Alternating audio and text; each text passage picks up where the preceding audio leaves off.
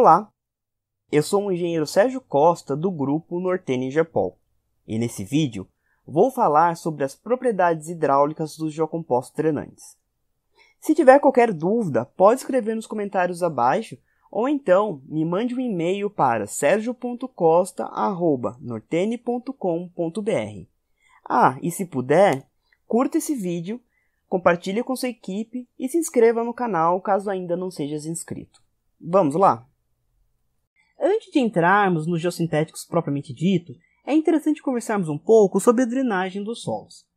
Primeiro de tudo, vamos lembrar que o solo é constituído por três fases. A primeira delas, a fase sólida, ou seja, as partículas do solo. A fase líquida, que geralmente é água, mas pode ser também vinhaça, chorume. E a fase gasosa, que basicamente é o ar. Em relação às partículas sólidas, os grãos dos solos irão se diferenciar em tamanho, forma e composição. E essas características irão influenciar na capacidade de drenagem do solo. Solos com diâmetros médios maiores são mais favoráveis à drenagem. Já solos como a argila, que possuem partículas muito pequenas, não é um solo muito bom para drenagem. A água sempre irá passar pelos vazios do solo. E entendemos como vazios todos os espaços entre as partículas sólidas do solo. Em relação à velocidade da água no interior do solo, ela é em função de algumas propriedades características do material. Primeiro, o tamanho do grão. Como eu comentei anteriormente, solos com diâmetros médios maiores possuem maiores vazios e, como consequência, nós temos uma maior facilidade de percolação da água. Já os solos argilosos, eles possuem partículas muito pequenas, e isso faz com que os vazios do solo sejam pequenos. Logo, é mais difícil para a água percolar no interior do solo.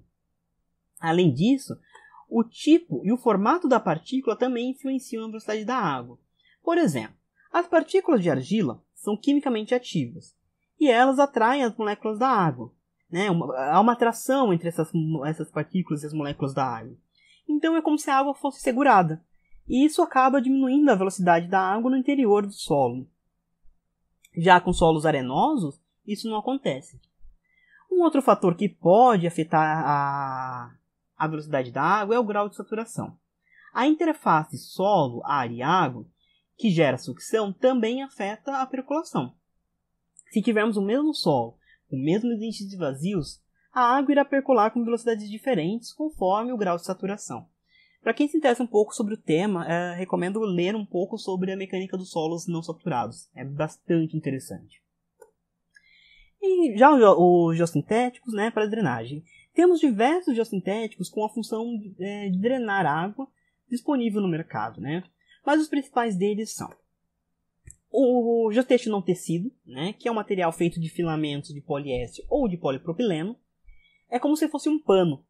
E ele é chamado de não tecido porque não existe uma regularidade entre as fibras do material. Eles são dispostos de maneira aleatória. Não há uma perpendicularidade entre uma fibra e outra. Então, aqui nesta foto, nós podemos ver que tem um filamento aqui, temos um outro aqui, temos um outro nessa direção, uma outra aqui. Então, eles estão dispostos em diversas direções. Então, se ele fosse perpendicular um sobre o outro, é o que nós vamos chamar de geotexto tecido. Porém, o geotexto tecido ele tem uma outra função que não é drenagem. A função do geotexto tecido é para reforço de solo, para solos reforçados, é para essa ação que eles trabalham. Já o geotexto não tecido ele é um material considerado poroso, que tem alta porosidade, tem a função de drenagem, separação e filtração.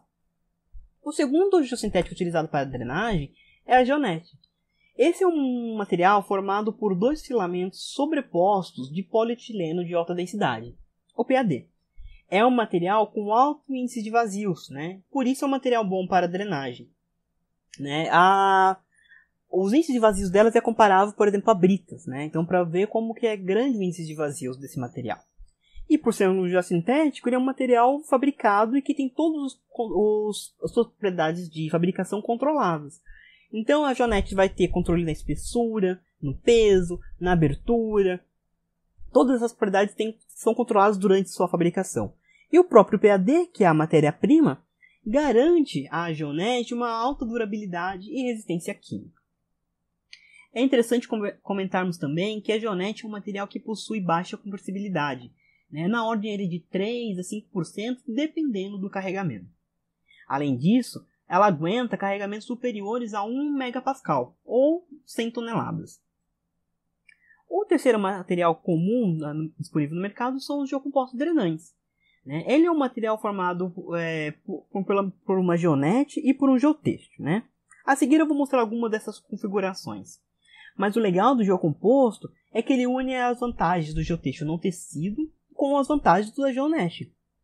Então, estamos falando de um material com alto índice de vazios, um material de baixa compressibilidade, um material que aguenta altos carregamentos, que possui uma excelente resistência química, que trabalha para proteger a geomembrana, tem todas as suas propriedades controladas, né? E o geotexto é quem vai atuar ali como a função de filtrar a água, né?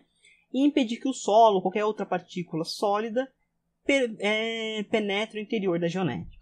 A geonete, a função dela no geocomposto é de conduzir a água desde o ponto de coleta até o ponto de descarga. Em relação ao geocomposto, nós vamos ter basicamente 3 tipos aí de configurações. A primeira delas é quando nós temos uma face drenante. Nesse caso, nós temos um geotexto acoplado em apenas uma das faces da geonete. É um material interessante quando a drenagem será realizada em apenas um dos lados. Né? Por exemplo, quando o geocomposto está em contato com uma geomembrana. Né? No contato geocomposto geomembrana não haverá drenagem. Ou, se houver, é muito pequena, porque será por conta de alguma perfuraçãozinha minúscula na geomembrana. Já a interface geocomposto solo, nessa região que vai ter drenagem. Então, o geotexto terá que estar nessa interface solo geocomposto. A segunda configuração é a dupla face drenante. Nesse caso, teremos 2 geotextos acoplados à geonete, um a cada lado do núcleo. Na prática, é mais comum a utilização desse tipo de geocomposto do que de uma face, e o motivo é operacional e não exatamente técnico. O que acontece é assim, durante a instalação do geocomposto ou da geomembrana acima do geocomposto, nem sempre o pessoal de campo vai ter o cuidado e o controle o controle na geonete. Então pode cair solo, pode cair cimento dentro, né, da geonete, ali no vazios da geonete. Se isso ocorre, isso acaba entupindo o material, e o material entupido ele perde sua função de drenagem. Então é como se tivesse gastado dinheiro à toa. Então coloca-se o geocomposto de dupla face, porque se cair solo em cima do geocomposto durante a instalação, o geotexto não vai permitir que o solo penetre o interior da geonete. Uma terceira composição, né, uma terceira forma do geocomposto é quando temos uma face drenante mais um filme barreira. Esse tipo de material é composto por um geotexto em um dos lados da geonete, que vai atuar como um lado drenante, e o outro lado nós teremos um filme plástico. Né, e esse lado ele vai ser um lado impermeabilizante. O que acontece assim, o lado do geotexto vai permitir a drenagem, né, e o lado do filme vai existir um bloqueio para a passagem da água. Por isso ele é um material muito utilizado em muros de arrimo ou estrutura de contenção. Né? Porque a água que está, por exemplo, no solo que está se contido, ele vai ser drenado pelo geocomposto, ele vai ser filtrado pelo geotexto, e ele não vai conseguir alcançar a estrutura por conta da película do filme, né? Por conta do filme. Então a água não vai penetrar, não vai infiltrar na estrutura, e por conta da drenagem, toda a parcela do empuxo ativo produzido pela água será zerado. Tá, mas agora eu conheço os geossintéticos, esses são os mais comuns. Qual deles eu devo escolher para o meu projeto, né? Mas para responder essa pergunta, nós devemos fazer outras perguntas, né, para termos mais informações do projeto. A primeira delas, qual é a vazão? Qual é a vazão em metros cúbicos por hora ou litros por segundo que vai trabalhar? Então essa vazão é a vazão do projeto em si, é o quanto de água, de líquido que eu preciso drenar, né, por hora, né, é um volume por tempo. Isso tem que estar vindo no projeto. Então, se eu tenho uma vazão alta, eu preciso de um material que tenha uma alta capacidade de drenagem. Né? E se eu tenho uma vazão menor, eu posso pensar num material que não tenha uma capacidade drenante tão elevada. Então, temos que analisar. Então, por exemplo, se eu tenho uma barragem de rejeito líquido, né, e se houver algum defeito no line de permeabilização, a vazão de drenagem vai ter que ser alta. Então, eu tenho que pensar talvez num geocomposto com uma espessura de uma geonete maior, né, ou com um geotexto mais uma gramatura menor, tudo que favoreça a drenagem. Agora, se eu tenho apenas um furinho numa geomembrana, né, num reservatório de água ali de 1, 2 metros, a vazão vai ser muito pequena. Então não há necessidade de ter uma geonete muito espessa, né? Então você pode pensar em materiais com capacidades menores de drenagem. O segundo ponto que a gente tem que pensar quando a gente está escolhendo o geossintético é a transmissividade daquele geossintético. A transmissividade é como se fosse a vazão do geocomposto ou do geossintético, né? É o quanto aquele material é capaz de transmitir, né? É quanto ele transmite. Então é quanto ele consegue. Então quanto de metro, né? Qual o volume que ele consegue transportar por metro. Então, quantos metros cúbicos por hora a cada metro de geocomposto eu consigo drenar? Isso é a transmissividade, é a vazão dele. É como se a gente pensasse num tubo, né? Qual é a capacidade de drenagem de um tubo? Isso seria a transmissividade do geocomposto. E a transmissividade ela vai estar em função, ela vai estar ligada a duas outras propriedades, que são o gradiente hidráulico e o carregamento. O primeiro deles, o gradiente hidráulico, né, para quem não lembra, o gradiente hidráulico é uma relação entre perda de carga e a distância de percolação. Né? Posteriormente eu vou focar bastante ali no gradiente hidráulico, que vai ficar bem claro o assunto. O segundo ponto é o carregamento. Né? É importante sabermos o carregamento de trabalho, primeiro para solicitarmos ensaios naquela carga ou próximo a ela. Né? Porque quanto maior for o carregamento, maior será a compressão do material, maior será a redução da espessura do núcleo e, consequentemente, menor será a transmissividade do material. Por isso é legal a gente pensar no núcleo drenante como uma geonete, né? Porque, como eu disse anteriormente, a geonete ela possui ela suporta altas compressibilidades, altos carregamentos, com baixíssima compressibilidade. Já geocompostos, por exemplo, que são feitos com núcleos flexíveis, como uma geomanta, por exemplo, eles possuem uma excelente transmissividade quando aplicados em baixo carregamento. Se a carga de trabalho for muito alta, o material irá se deformar e pode ter uma redução de até 80% da sua espessura. Então, se eu estou diminuindo a espessura, eu estou diminuindo a área molhada do material, né, onde que a água passa. Portanto, se eu diminuo a espessura, a drenagem é afetada. Então, para quem já pegou, já teve contato com um geocomposto de núcleo flexível, você consegue comprimir ele até com a mão. Então imagina, por exemplo, um geocomposto desse tipo, que você consegue comprimir apenas apertando ele com os dedos, num aterro sanitário de 20, 30 metros. Né? Provavelmente a drenagem dele vai ser prejudicada. Além desses... temos que perguntar também se terá necessidade de função de separação. É uma pergunta que não está muito vinculada com a questão com as propriedades hidráulicas, mas a função de separação é importante porque se não houver essa necessidade, podemos pensar, por exemplo, num geocomposto de uma face drenante. Aqui cabe novamente aquele comentário que eu fiz anteriormente. Se utiliza-se o geocomposto de dupla face por uma questão operacional. Mas se tu disseres que a obra terá controle de qualidade, né, terá todo um cuidado na instalação dos materiais, né, ou se o contato será geocomposto de uma membrana, ou geocomposto estrutura de concreto, por que não utilizar um geocomposto de uma face? Né? Então, por exemplo, numa obra de telhado verde, né, que vai ser um geocomposto em contato com uma estrutura de concreto impermeabilizado e que o solo, quando ele entrar no sistema, todo o sistema de drenagem já vai estar pronto. Então, pouco vai ter o contato do solo o contato do solo com o núcleo, né, com o interior do núcleo da geonete. Então, poderia usar um geocomposto de uma face. No muro de arrimo, mesma coisa. Se o muro de arrimo for impermeabilizado e tiver todo um controle de instalação do geocomposto no muro de arrimo, né, antes da compactação alta-dose do geocomposto, não tem por que não usar um geocomposto de uma face. Né? Mais uma pergunta que também é legal a gente fazer é se o fluido será água. Né? É uma pergunta importante porque nem sempre o fluido que está sendo drenado vai ser água. E às vezes pode ser um chorume, né? Pode ser vinhaça, algum rejeito líquido de mineração, óleo. E nem sempre esses líquidos têm a mesma viscosidade da água. Infelizmente, os ensaios realizados em laboratório são com água porque é água universal. Então, se eu fizer um ensaio no laboratório no Brasil, nos Estados Unidos, em algum lugar da Europa, vai ser a água, tipo, a viscosidade dela é igual, então os valores são muito semelhantes. Né? E isso também é um problema porque nem mesmo as pesquisas acadêmicas, né, das universidades fazem ensaios, né, a nível de pesquisa mesmo, de desenvolvimento de produto, com outros líquidos. Então, muito difícil acharmos na literatura valor de transmissividade para chorume, para vinhaça. Né? Mas se nós tivermos esses casos, nós temos que pensar algumas ações para mitigar o problema. Então, se nós estamos falando de um óleo, nós vamos precisar de um geotexto de uma malha mais aberta. Né?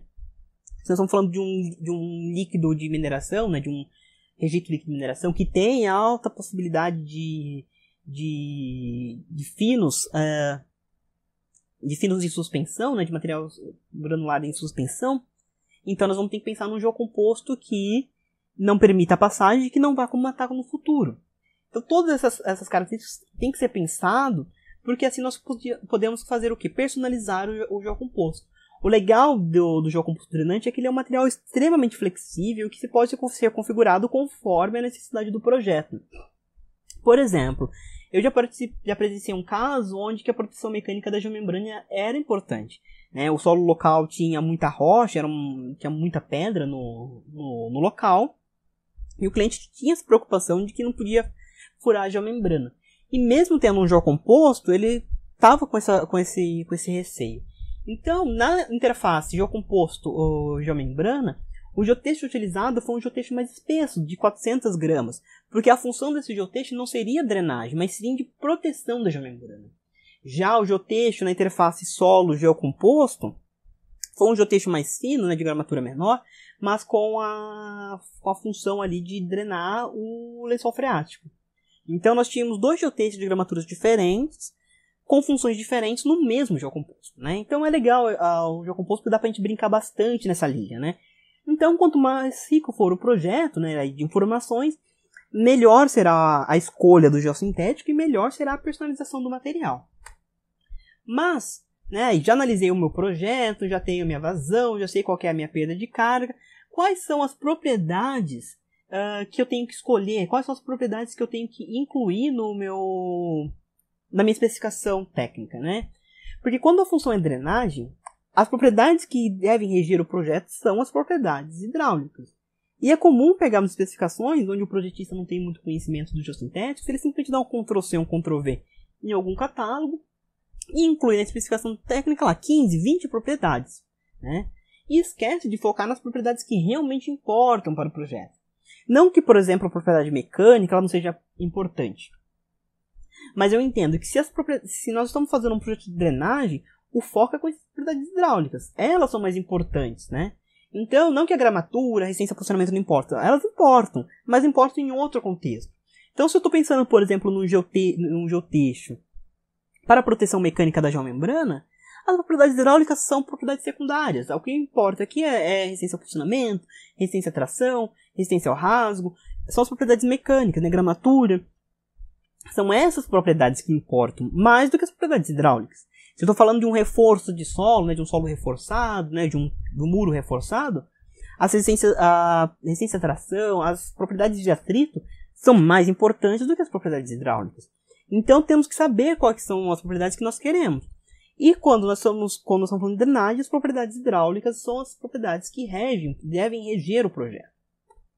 Então o material é considerado filtro quando ele permite a passagem da água ou de outro fluido, mas que retém os sólidos, né? Então isso que vai nos dizer é o Manual Brasileiro de Geossintéticos. Em relação às propriedades hidráulicas, nós vamos ter 4 propriedades importantes. A primeira delas é a permissividade, ou seja, quanto o material permite, né? Quanto o material é permissivo, quanto ele permite da água passar.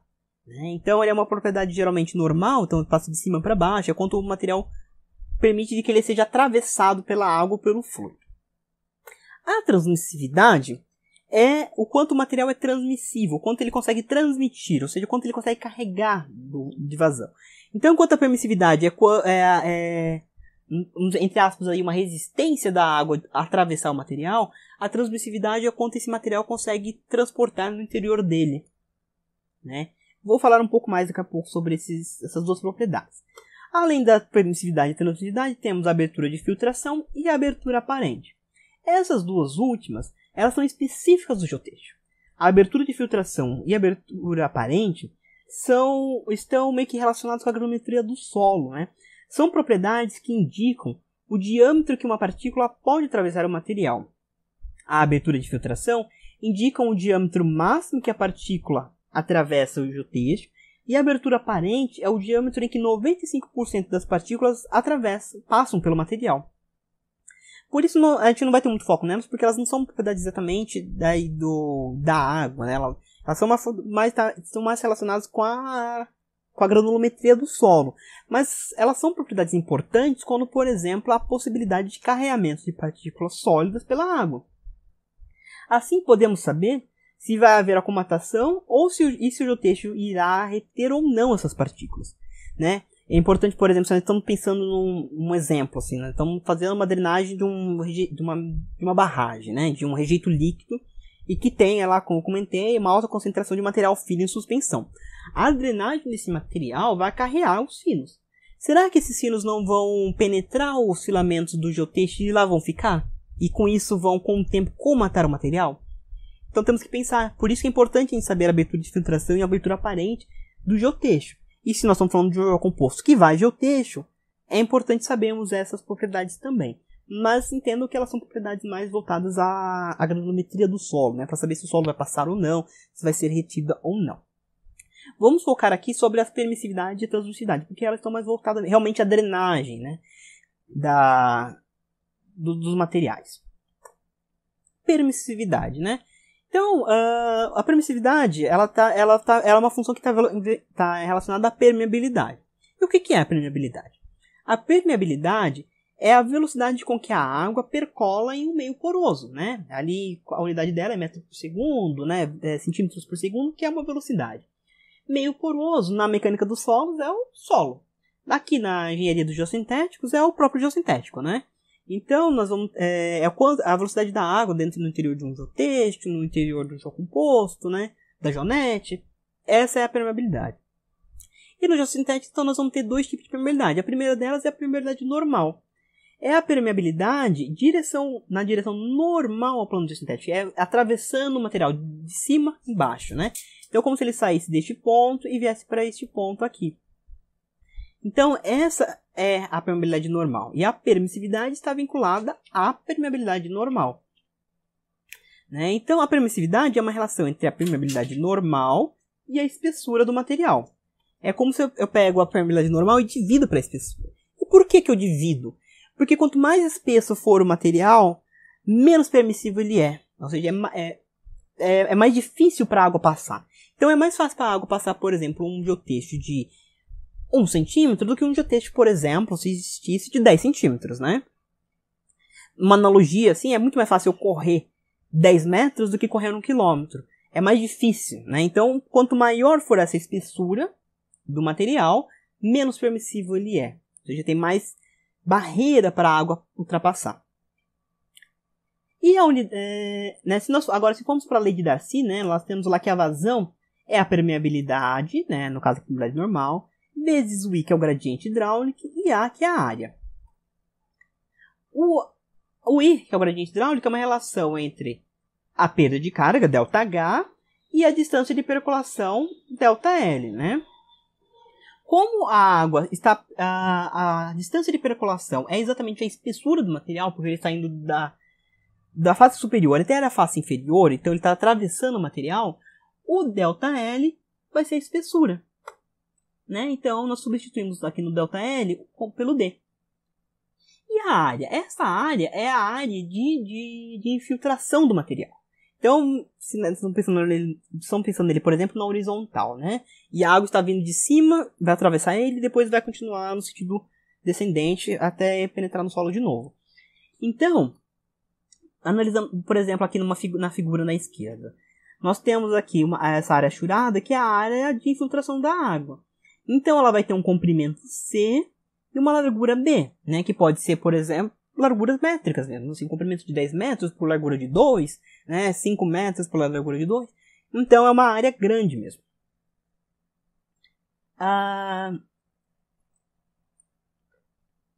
Então, sabemos aqui que a permeabilidade normal dividido pela espessura, né? Então, já temos ele aqui, ele é a permissividade.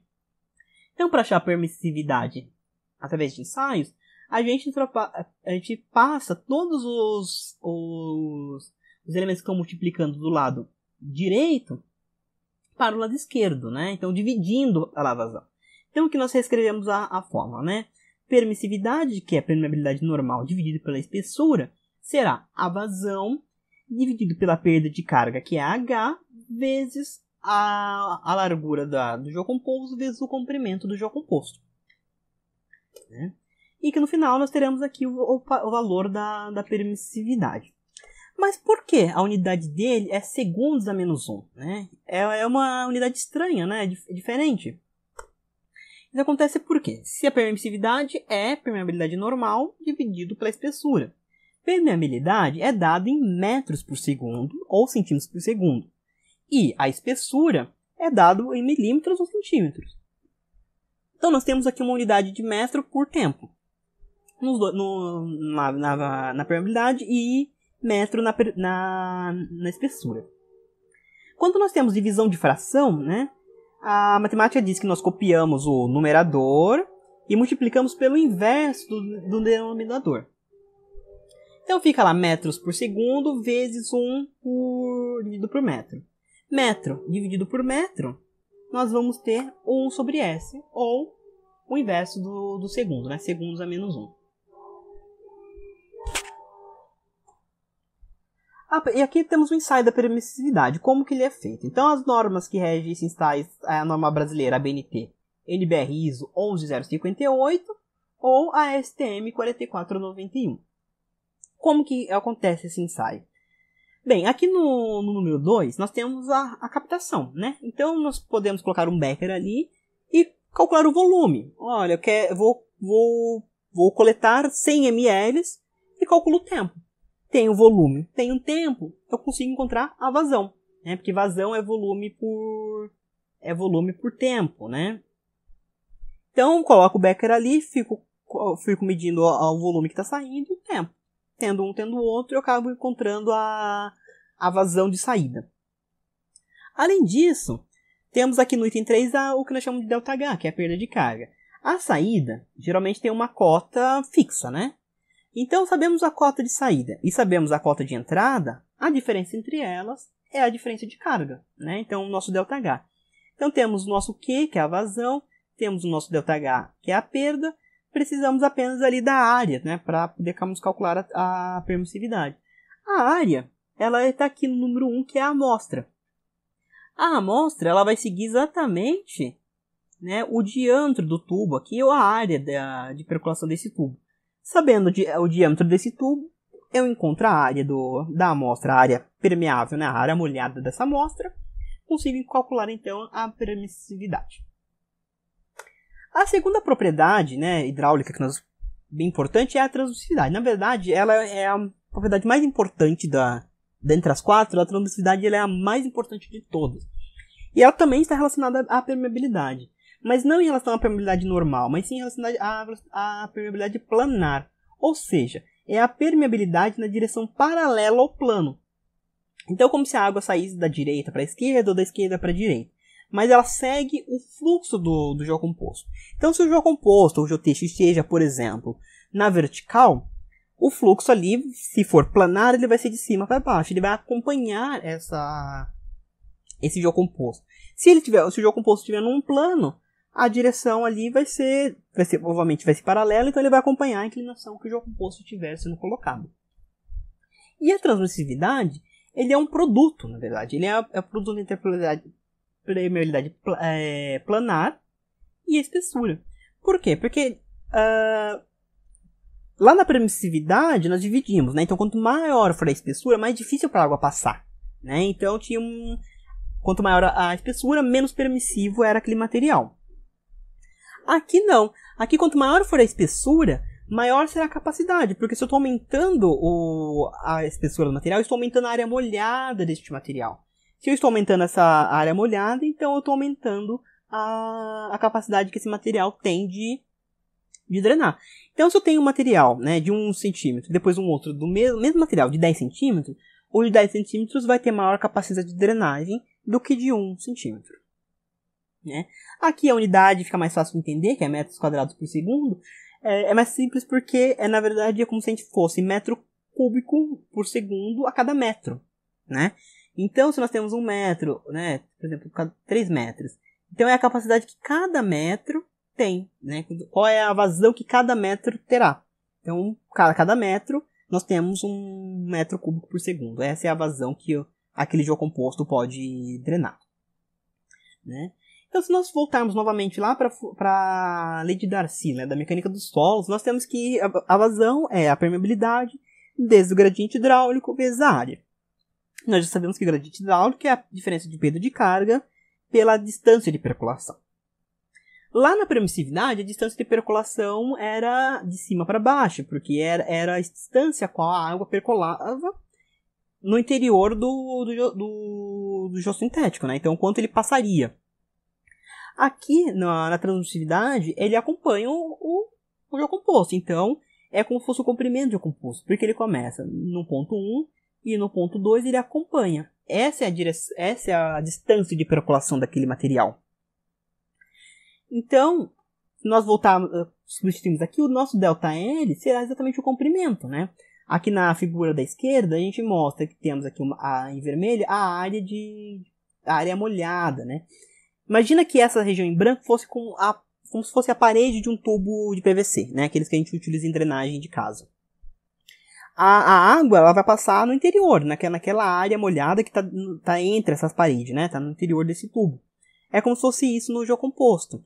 Então, essa área ela começa aqui no ponto 1 e vai até o ponto 2. Então, é como se essa área aqui viesse para cá. Então, é toda essa área. Então, quanto maior a espessura, maior vai ser essa área, maior vai ser a capacidade de drenagem daquele geocomposto. Então, o nosso ΔL é o comprimento do geocomposto, é o quanto essa água vai percolar, o quanto ele vai andar dentro do geocomposto. A área vai ser a espessura, como comentei, pela largura do geocomposto. Então, D vezes B. Nós temos aqui, ó, na parte que multiplica, a permeabilidade planar vezes a espessura, que nós chamamos de quê? De transmissividade. Então, para achar a transmissividade, a gente passa todos os outros elementos, né, a ΔH sobre C e o B, dividindo a vazão. Então, nós vamos ter que transmissividade vai ser igual a permeabilidade planar vezes a espessura, que vai ser a mesma coisa que a vazão dividido pela ΔH dividido por C vezes o B, que é a largura do geossintético. Em relação ao ensaio, nós temos aqui o esquema do ensaio de transmissividade. Na esquerda é uma foto do ensaio do GRI. Né? Então, no report do GRI, é o número 48, né, do ano de 2019. Aqui nós temos o anel, né, que mede a compressibilidade. Então, quanto está sendo compressivo aqui. Então, é onde nós temos uma macaca hidráulica que vai aplicar o carregamento sobre o geocomposto. No lado mais esquerdo, nós temos a entrada de água. E no lado direito, a saída. Então, a água vai percolar daqui, vai passar pelo geocomposto que está sendo comprimido e vai sair. Então, nesse balde, eu consigo medir a vazão. Aí você pode medir, por algum caso, pelo computador, pelo peso. Então, sabe-se o peso de água que entrou, né, dada a massa específica da água. Então, nós sabemos o volume que está entrando e calcula o tempo que ele está entrando. Né? Então, nós temos aqui basicamente tudo. Então, temos o ΔH, né, a diferença de carga, o volume, o tempo e o carregamento. Aqui na direita tem um esquema desse ensaio. Então, como que nós sabemos o ΔH? Sabemos a cota de saída é sempre a mesma. Então, por exemplo, aqui na foto do GRI, essa é a cota de saída. Então, essa cota não vai mudar, ela vai ser fixa. A diferença de cota aqui é a cota de entrada. Não quero que a água saia daqui. Então, toda essa distância, ó, é o nosso ΔH. Não, a água ela vai estar... Esse é o limite da água. Então, nós vamos ter aqui um ΔH um pouquinho menor. Então, sabemos... Para mudarmos o nosso ΔH, eu mudo a entrada. Então, a cota aqui no ΔH aqui é fixa. Eu altero aqui a saída, desculpa, aqui é fixa. A entrada, eu só vou alterar a entrada. Conforme, se eu quiser um ΔH maior, então eu coloco ela aqui em cima. Temos um ΔH maior. Ah, não, quero um ΔH menor, porque ali o nosso gradiente hidráulico é pequeno. Então, eu tenho um ΔH pequenininho aqui. Sabendo toda a diferença aí entre entrada e saída, nós temos então a nossa perda de carga. O carregamento, né, é importante saber o carregamento, por quê? Porque o carregamento ele vai comprimir o material. Então nós estamos, conforme ele vai comprimir, nós vamos ter a espessura daquele material num carregamento X. Então, vou fazer um ensaio com carregamento de 100 kPa. Qual que é a espessura média neste carregamento? Ah, carregamento é 7 mm, 8 mm, 5 mm. Então, ele é aquela espessura específica para aquele carregamento, né? O ΔL, que é o comprimento do geocomposto, é o espaço que a água percola dentro do geocomposto. E ele é fixo, porque a água ela vai sair deste ponto e vai sair deste ponto aqui, né? Então, é um valor que é fixo. As normas utilizadas nesse ensaio são a ABNT NBR ISO 12958, está aqui para o Brasil, e a norma internacional STM é a STMD 4716. Então, aqui em relação ao gradiente hidráulico, né? Como eu comentei, o ΔH ele é variável, porque a cota de saída é fixa, eu só altero a cota de entrada. Já o ΔL ele vai ser fixo por conta do equipamento. Então, se o equipamento exige uma amostra de 20 cm, o ΔL é 20 cm. Se o ΔL for 40 cm, então vai ser 40 cm do ΔL. É fixo por conta do equipamento. O gradiente hidráulico é a relação entre ΔH e ΔL.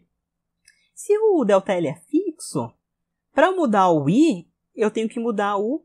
Se o ΔL é fixo, o ΔH que eu tenho que mudar para alterar então o I.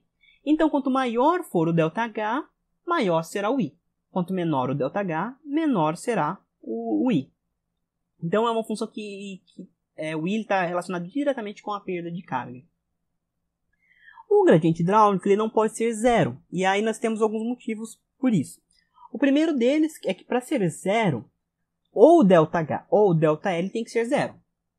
Mas o ΔL nunca pode ser zero. É a única condição que não pode ser. E aí temos duas razões. A primeira razão, matemática.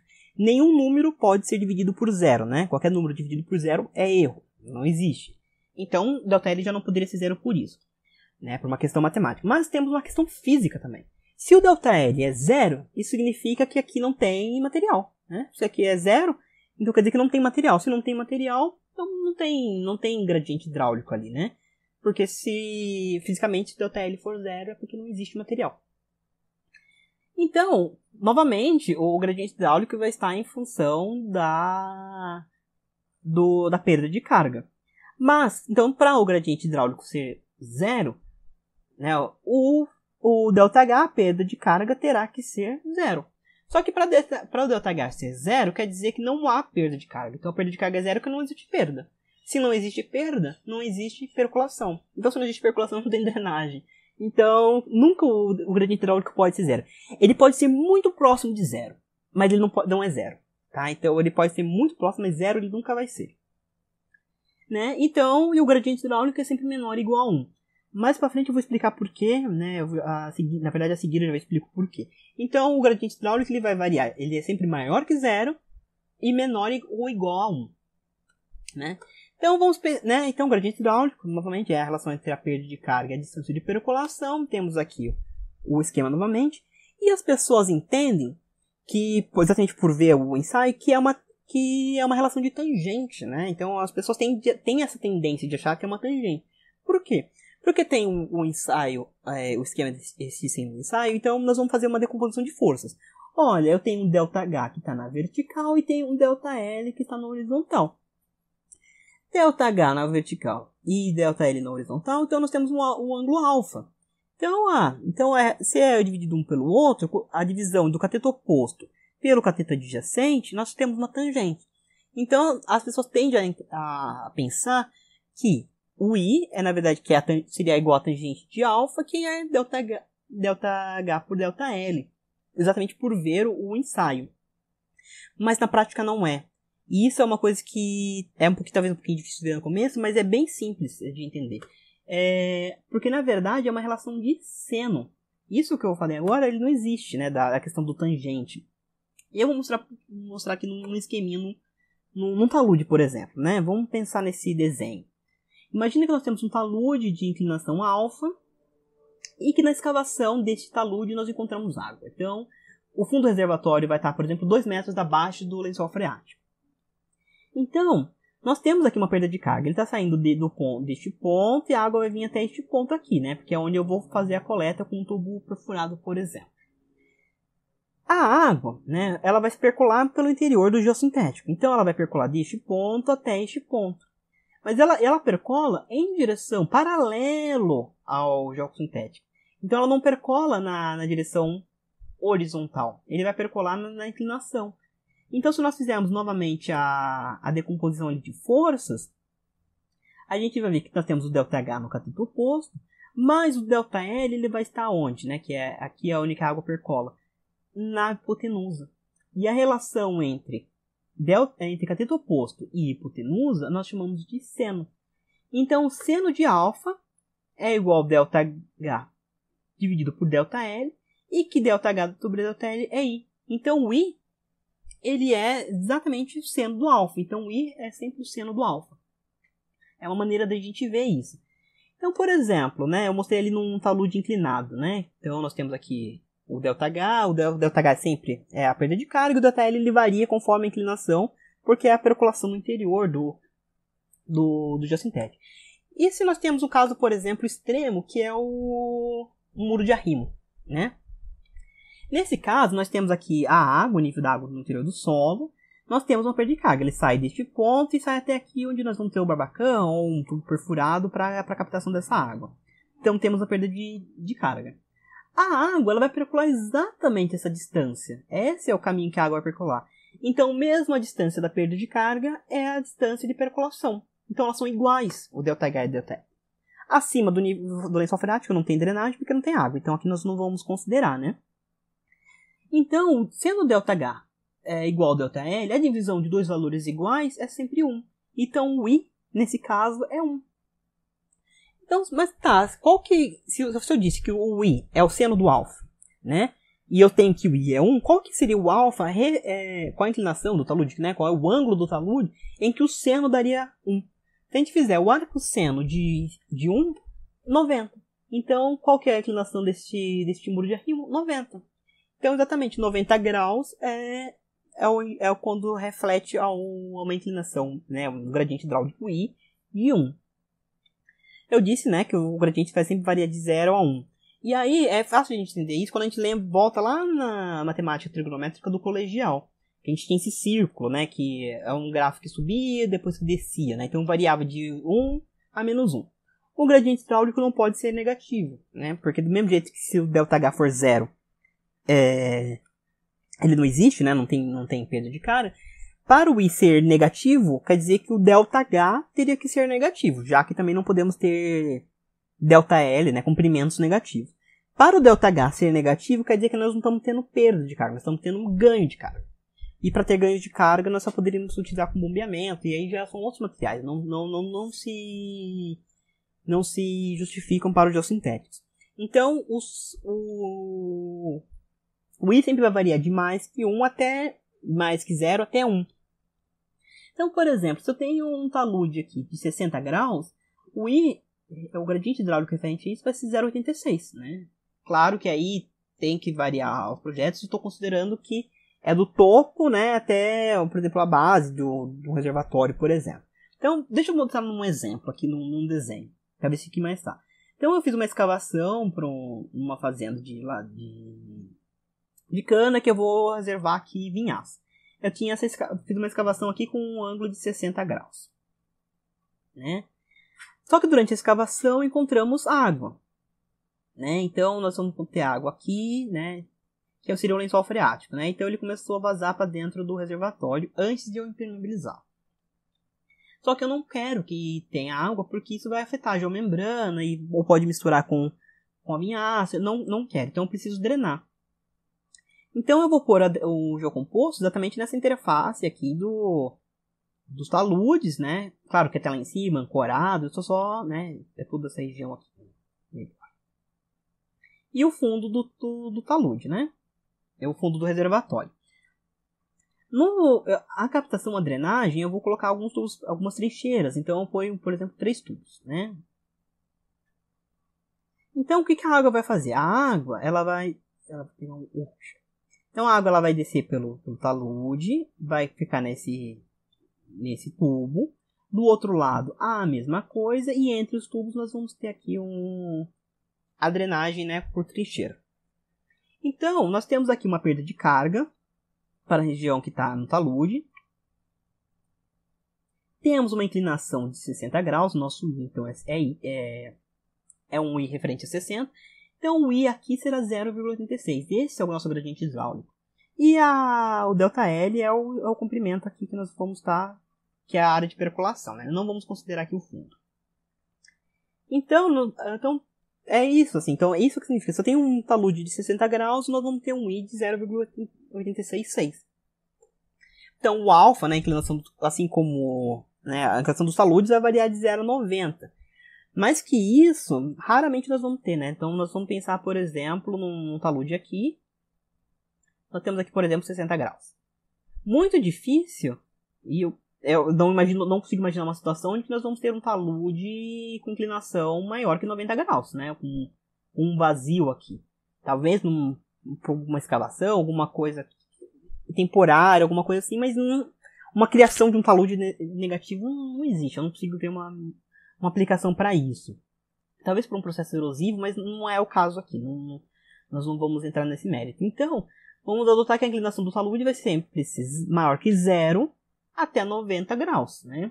Então, no caso, por exemplo, de um corte num talude que fica em 90 graus. Então, essa seria a inclinação.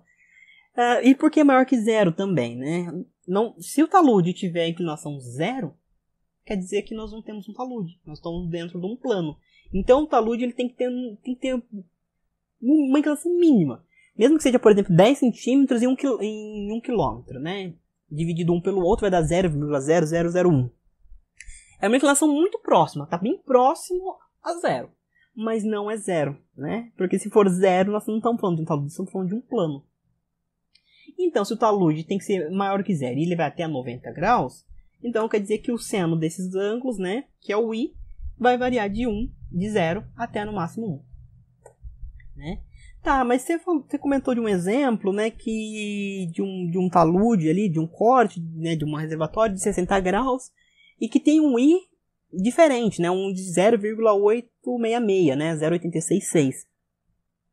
Como que eu calculo isso? Porque se eu for pegar um geossintético, né, um catálogo de um fornecedor ou de uma pesquisa acadêmica, eu não vou achar um gradiente para esse valor em específico. Então, essa que é a pergunta. E nem para outros taludes de I. Como que nós fazemos? Então, é feita uma extrapolação. Primeiro, realiza-se um ensaio entre 3 ensaios de translucividade, mantendo o carregamento, né, para que a espessura seja constante, seja a mesma espessura. Mas vamos variar o valor de I. Qual o valor de I? Como que eu escolho esses valores de I? Eu pego valores próximos ao ponto o ponto importante, né, assim, o ponto que nós estamos querendo saber, né, o ponto de referência. Então, por exemplo, no caso ali da escavação que eu comentei, é 0,866. Então, eu vou pegar com ID com um gradiente 1, 0,9 e 0,8, por exemplo. Então, está muito próximo desses valores. Então, eu consigo fazer no equipamento 0,8, 0,9 e 1, mas não consigo 0,86. Então, eu escolho esses valores. Não adianta eu pegar, por exemplo, gradientes de 0,1, 2 e 3 para calcular 0,86, porque eles estão longe, né? Geralmente, os incrementos do I no equipamento é a cada 0,1. Então, como varia de 0, né? Maior que 0, né? Vamos entender que de 0 até 1. Então, nós teremos ela no mínimo 0,1, 0,2, 0,3, 0,4, até 1. Alguns equipamentos mais precisos conseguem fazer incrementos a cada 0,5. Então, 0,5, 0,1, 0,15, 0,20 e assim vai. Né? Então, pega-se pontos próximos ao ponto de interesse. Feitos esses 3 ensaios, nós plotamos esses pontos num gráfico, onde a abscissa, né, que é o eixo X, vai ser o gradiente hidráulico, e o eixo das ordenadas, que é o Y, a translucividade.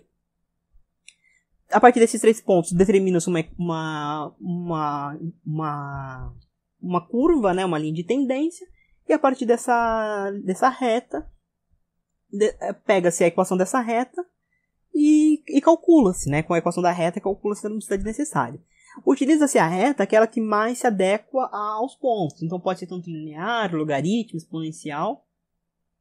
Mas na minha experiência, a maioria delas é exponencial. Nunca vi linear, logaritmo uma vez ou outra, mas a grande maioria é exponencial. Então temos aqui uma equação exponencial. Com essa equação, calcula-se a transversalidade para o I requerido. Vou dar um exemplo, né, para ficar mais claro como que isso acontece. Então, o exemplo aqui é determinar a transversalidade de um J composto GCD, né, GCD é sigla de J composto, para um gradiente na ordem de 0,01. Neste caso do 0,01, nós podemos entender de duas formas. Ou a inclinação do fundo do reservatório é muito plano, né? Então, como eu disse, ele pode ser muito próximo de zero, mas não é zero. Então, nós estamos com uma inclinação ali muito próximo de zero.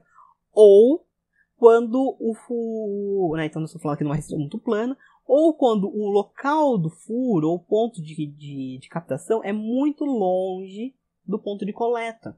Então, imagina, por exemplo, um furo numa geomembrana aqui nesse ponto A. E o ponto de coleta aqui no tubo perfurado é o ponto B. A distância dentre eles, vamos dizer que seja 40 metros.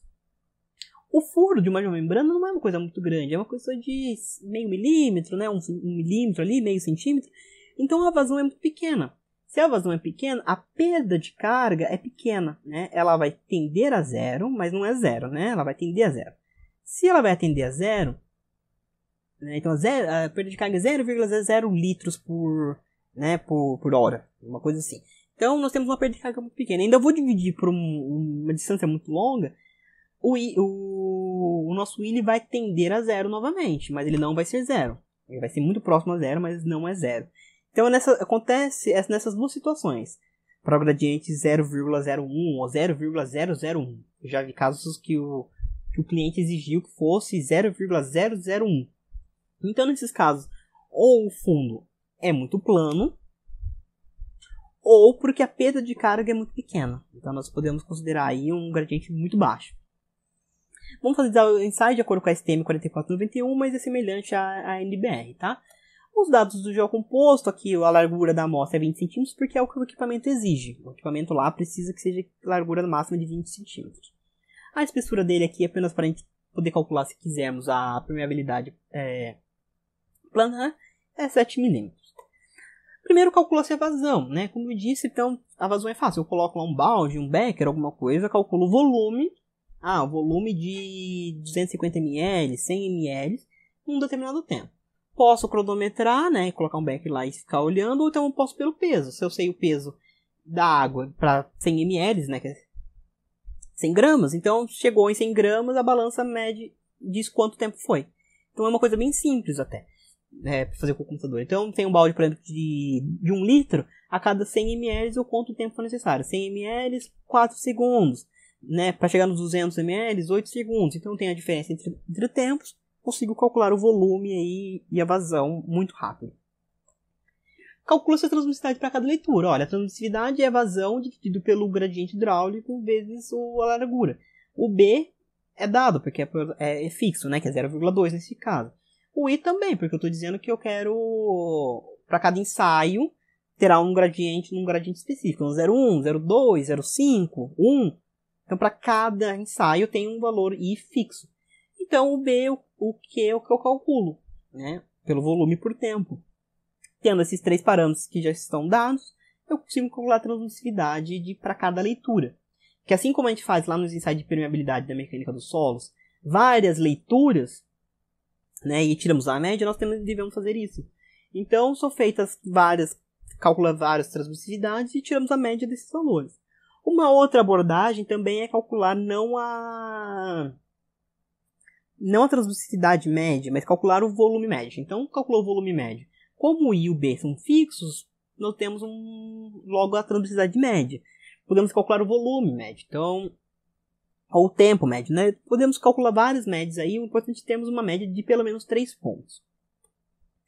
Então temos aqui, por exemplo, um ensaio que foi feito, né? Todos os valores dessa tabela são fictícios, tá? Eu criei apenas para demonstrar como são feitos esses cálculos.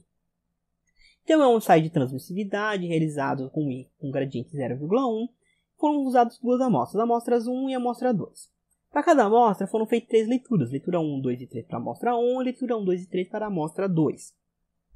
Né? Então, o volume, né, ele foi medido ali pelo peso, então era 250 ml. Cada vez que desse 250 ml, o computador iria dizer qual era o tempo que foi necessário para chegar naquele volume. Aí, então, o computador deu, olha, para cada, na primeira leitura, deu 29,15. Na segunda leitura, 28 segundos e 64. Na terceira leitura, 28,93 segundos. Então, nós temos leituras para cá, né, temos tempo para cada leitura e para cada amostra. Calcula a vazão. A vazão é volume em litros, né, por segundo. Então, eu transformei volume aqui de ml para litros e dividi pelo tempo. Então, temos aqui uma vazão de 0,0086 médio, né? Então, praticamente todos. Só a segunda leitura aqui da amostra 1 que deu 0,086. Mas como a gente está se afastando do zero, né, são 4 casos depois da vírgula aqui, se é 7 ou 6, praticamente é a mesma coisa, né? Então, porque se a gente arredondar para cima, tudo vai ser 0,009. Tendo a vazão, né, eu sei que transmissividade é vazão de duplo gradiente e vezes a largura da amostra, o I é dado e o B é dado. Temos a vazão, podemos calcular a transmissividade para cada leitura. Então temos aqui, para cada leitura, uma transmissividade de 3,43 a 10 a menos 4, 3,49, 3,42, 10,45, tudo a 10 a menos 4. A partir desses valores, eu consigo tirar uma média. Então, eu encontrei aqui que é 3,45, né, vezes 10 a menos 4. Esse é o valor da nossa transmissividade para o gradiente de 0,01. O nosso quarto passo é calcular então a transmissividade em outros gradientes. Eu fiz para o gradiente de 0,1 e outros gradientes. Quais são essas transmissividades, né? Então, eu já calculei aqui, então, no gradiente 0,20, 0,2, a transmissividade é 7,66 a 10 a menos 4. No gradiente 0,1, 3,45, que nós calculamos atrás. E o gradiente hidráulico para 0,05, a transmissividade é 2,24 a 10 a menos 4. Pego esses valores e ploto então num gráfico, onde temos a transmissividade no eixo Y e o gradiente hidráulico no X. Então temos aqui temos 3 pontos pelo menos. E por que é interessante 3 pontos? Porque a tendência nossa é, por exemplo, trazer uma reta aqui, outra aqui, né? Temos uma outra, podemos traçar uma outra reta aqui. Então, 2 pontos não traz pra gente o formato da curva. Os 2 pontos. Então, pelo menos 3 pontos. Se puder fazer 4 ou 5, melhor ainda. Temos os pontos que nós fazemos, então, nós determinamos uma linha de tendência e traçamos a equação da reta. Então, para aqueles pontos, nós encontramos aqui a linha de tendência em vermelho. E a equação dessa reta vai ser um cálculo exponencial aqui, que foi o que a curva que melhor se ajustou. Ao olhar no R ao quadrado do Excel, ele mostrou 0,999, praticamente 1. Então, ficou muito próximo realmente dos valores. O quarto passo, então, é com base na equação da reta que nós determinamos, calcular a transmissividade no gradiente 0,01. Então, nós sabemos que Y, né, que vai ser a transmissividade, é 0,000150 vezes E elevado a 8,165243 vezes X, onde que X é o gradiente hidráulico, onde que nós vamos pôr aqui. Como nós estamos falando de valores na base de 10, né, negativa, então 10 a menos 4, 10 a menos 5, 10 a menos 6, ou seja, está dentro ali do 0,000 alguma coisa, é bom que nessa coisa você considere na equação valores grandes mesmo, tá? Depois da vírgula.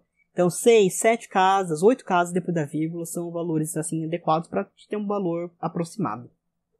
Então eu substituo aqui no X o valor de 0,01 e calculo que a transmissividade no gradiente 0,001 é 1,632 vezes 10 a menos 4 metros quadrados por segundo. Então essa é a nossa transmissividade. Podemos calcular aqui um passo extra, né, que é calcular a vazão nesse gradiente. Nós sabemos que nós temos a transmissividade, temos o I, temos o B, passamos tudo para cá multiplicando. Então, vazão, voltamos à lei de Darcy, né? Vazão no caso aqui, a transmissividade vezes o gradiente, vezes a largura da amostra. Mudamos os valores, né? Substituímos os valores aqui, então, transmissividade 1,63 vezes 10 a menos 4, vezes o gradiente, 0,001, vezes a largura da amostra, que é 0,20. Tudo isso nós chegamos, então, numa vazão de 3,26 vezes 10 a menos 7 metros cúbicos por segundo. Essa é a vazão que o geocomposto vai drenar num gradiente de 0,01. Ou um volume de 1,17 litros por hora. Se o projeto exigir, por exemplo, 2 litros por hora, então o geocomposto não vai atender. Temos que pensar num outro geocomposto. Se, por exemplo, é 0,5 litros por hora, então o geocomposto atende, tá? Então é assim que nós vamos encontrar aqui a vazão. Claro que nós temos outros fatores de segurança que tem que considerar, como comutação biológica, química, degradação. É inclusive um tema para um outro vídeo bem interessante. Né? Se nós temos aqui uma vazão e diminuímos ela pelos fatores de segurança, ao compararmos com a vazão de projeto, nós podemos saber se aquele geocomposto atende ou não. Beleza? Então é isso, eu acredito que seja isso. Eu agradeço muito pela atenção.